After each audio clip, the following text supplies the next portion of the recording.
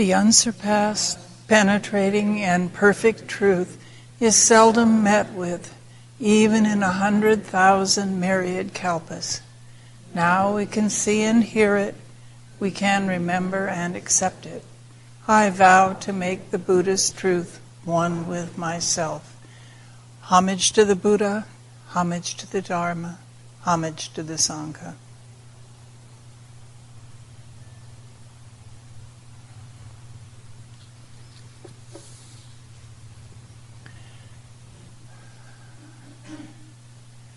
To study Buddhism is to study the self. To study the self is to forget the self. Yesterday we will be looking at what it means to forget the self. Yesterday we explored various aspects of our mind, the mind that seeks. Today we will look at what it means to seek, and the answer will be very familiar. Our practice is that which teaches us how to seek, and it's also what manifests our seeking. It's the mirror that reflects the very self we are studying. There are several attitudes of mind that are very important to our search. Reverend Master Daizui says that it takes willingness to let go of things moment by moment, to be open to seeing in new ways, to do whatever comes next. It takes honesty to look straight at what lies before us. It takes trust that wisdom and compassion really do exist somewhere within ourselves, and that they can do their work without us having to control anything. It takes courage, the courage to do what is obviously to be done, and to abstain from that which is not to be done. It takes constructive doubt to question with a mind which seeks nothing more than truth and is open to all possibilities, simply posing the question, is this true? Rather than, I don't believe it, prove it. The search for truth or for a spiritual path almost always begins as the desire to solve some problem or answer some life question.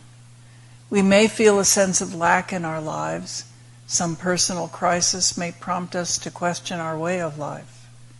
Some of us begin to practice in an attempt to fill an empty place in our lives.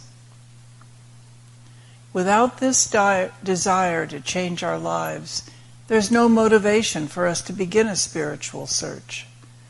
Our aspiration still involves a kind of hunting mind. We feel our lives are lacking something, so we pursue what we think we're missing. Because of our desire to attain enlightenment, liberation, or awakening, we practice. Without such desire, it's very difficult to find the motivation to realize the truth. Our practice doesn't make us perfect or holy people. In a sense, practice means giving up trying to become perfect. It means realizing our imperfect nature. Shohaku Okumura says that we accept even our delusions, and we take care of them as if they were as precious as our children. Because if we ignore our delusions, they can do great harm. To study the self is to abandon seeking outside and to return to explore what it is to be human. If the self is understood as an isolated individual, then that self is stuck on the wheel of life.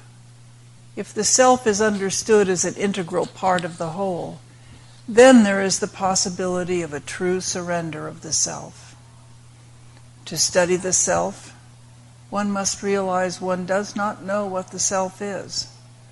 As long as our ideas of self are intact, it's hard to see beyond them. Studying the self is the essential activity that allows us human beings to be human. A human being is a living being who needs to study the self in order to thoroughly become human. Concepts and our thoughts about them are creations of our minds, They cause us to fail to see the actual reality, the emptiness of things. Dogen cautions us not to live our lives according to our thinking. He tells us rather to just see and to just live. To live in this way means that we just see and just experience all that we encounter. So long as we locate meaning outside of ourselves, the very chase for experience is a manifestation of meaninglessness. It merely keeps us occupied and oblivious of our real need. As long as we seek something that is outside of the self, our quest never overcomes our sense of separation. There are three aspects of our practice that I'd like to explore. They're often referred to as the three pillars of Zen: meditation, precepts, wisdom. All three are vital to our search for the way. And we'll start with meditation. Meditation is simply to reflect upon ourself, serene reflection meditation, just sitting. Just is a very important word in our practice. Shikantaza is translated as just sitting. In Rules for Meditation, Dogen tells us, just sitting with no deliberate thought is the important aspect of serene reflection meditation. When we understand what is meant by just, we can apply it to every facet and activity of our life, not just as a meditation practice, just living. However, there is one word of caution with the word just. To practice with just doesn't mean to focus the mind on one thing and exclude everything around us. Just sitting is a gentle practice that allows thoughts to come and go. It also allows us to continue to be aware of what is around us. We're just sitting quietly with our life as it appears in the present moment, complete with everything around us.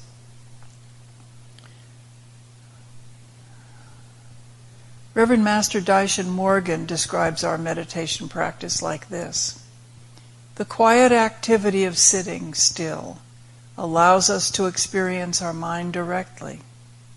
When we sit without consciously directing the mind's activity, we can see what is there below all of the wishes, fears, plans, memories, and so on. We realize how much our own views and opinions influence the way we greet life. I will not attempt to describe what is there. We can only find it for ourselves.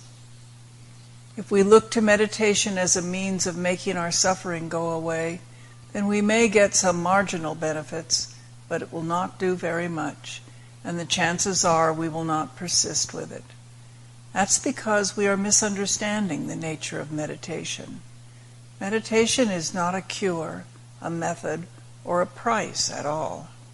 In the midst of all this suffering, meditation is to be this that we are, and nothing else. We have to stop trying to fix things and sit. Just sit. Our practice is not to escape from delusion or samsara, but to practice right in the middle of them. Ignorance, greed, hatred, all negative emotions, and misunderstanding exist, and we'd love to be free of them. However, our practice is not to eliminate delusion or the three poisons of ignorance, greed, and hatred. Meditation enables us to realize that all the thoughts that float into our heads are nothing but empty comings and goings without any real substance, and they vanish in a moment. We try to accept everything and to work with it. Reverend Master Daishin Morgan tells us that to sit in meditation in order to achieve something, anything, is to miss the wonder of it. Peace comes through acceptance. But if that peace becomes the reason for training, then it's turned into an illusion there and then. It's easy to cling to peace, making it an affirmation of oneself. To explore the actual, is one way of describing meditation. To look straight at the nature of our lives, we need to sit within fear and anxiety and recognize it as the echo of our hope and despair, and then look deeper. We look straight at joy and contentment, and resist the temptation to view them as the way we'd like to be, and then look deeper. We learn to just sit and just watch. Meditation is sitting and nothing more. We don't come to acceptance through an effort of will. Instead, we come across the actuality of our life and find that in its true nature, it is deeply sufficient. The second aspect of our practice is keeping to the precepts. Once we arise from meditation, we're surrounded by activity, and activity becomes our practice. The precepts are what guide us as we move through our day. As we interact with other people and things, we bring the mind of just sitting with us, so that we are just working, just talking, just reading. And, as in meditation, when we're working, we don't exclude everything else from our minds, and we don't allow ourselves to be distracted from our work either.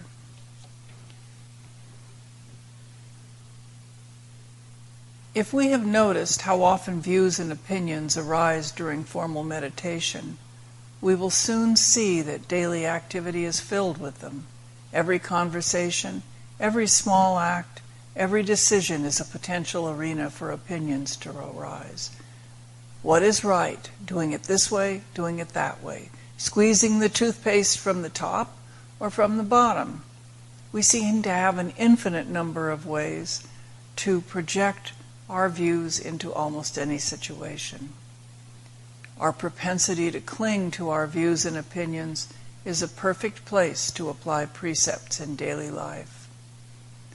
Rather than acting from pride in the wisdom of our view, we can listen to others' opinions, knowing that their biases are simply different from ours, according to the circumstances and conditions of their lives.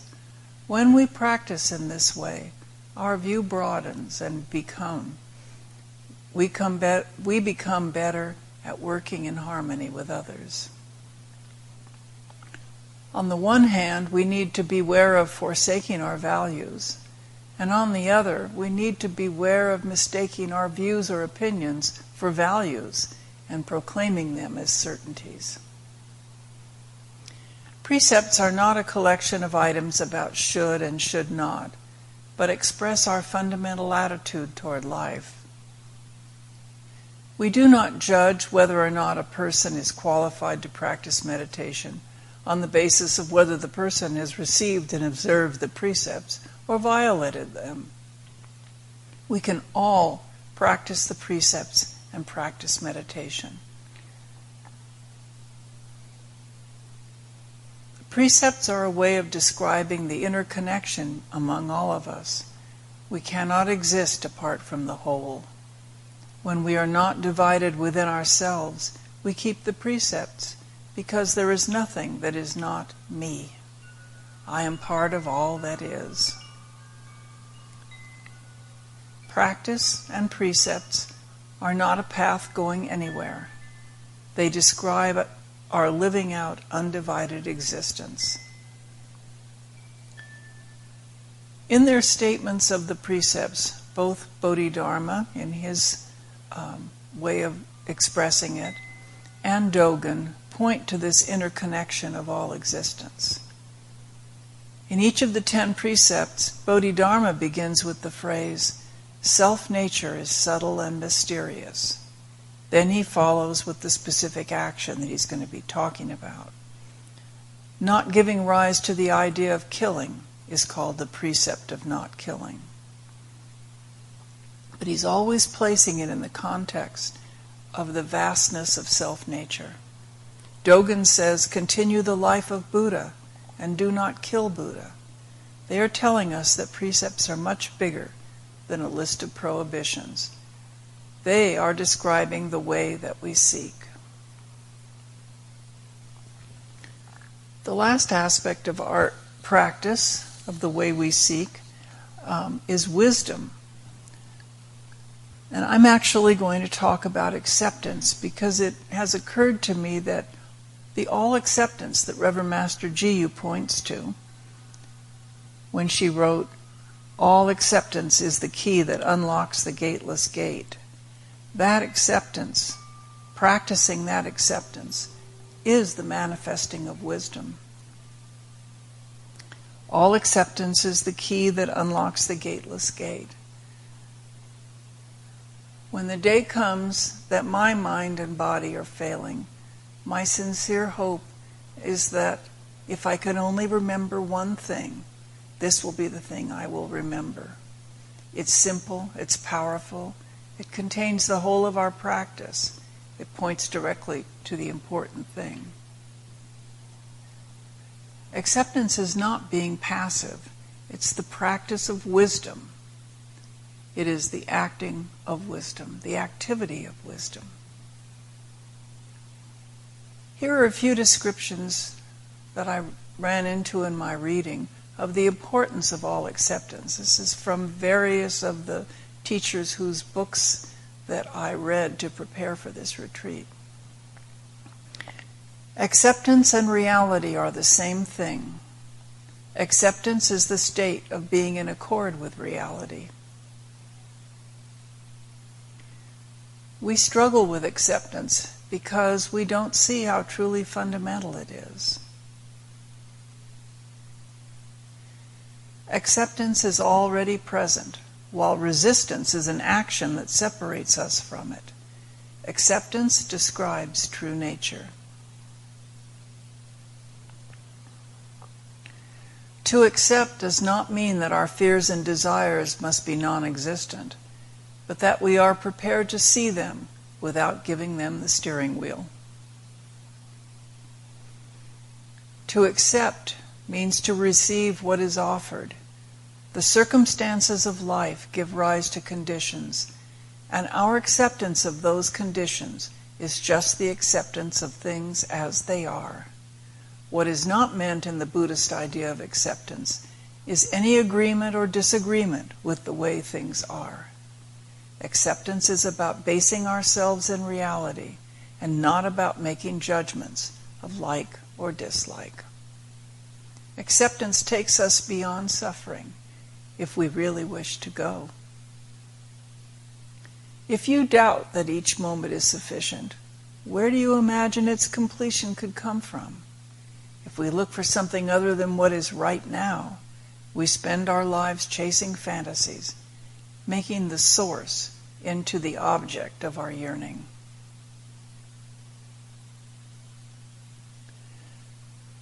Our practice of seeking the way becomes living the question. What is this?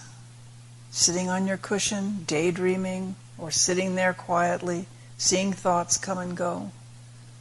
What is this? During a busy day when life is going smoothly, or during a day when nothing is going right, what is this? When we're faced with difficult conditions, or when life is filled with peace, what is this? When our hearts are filled with joy or filled with sadness, what is this? What is this? Just this. Homage to all the Buddhas in all worlds. Homage to all the Bodhisattvas in all worlds. Homage to the scripture of great wisdom.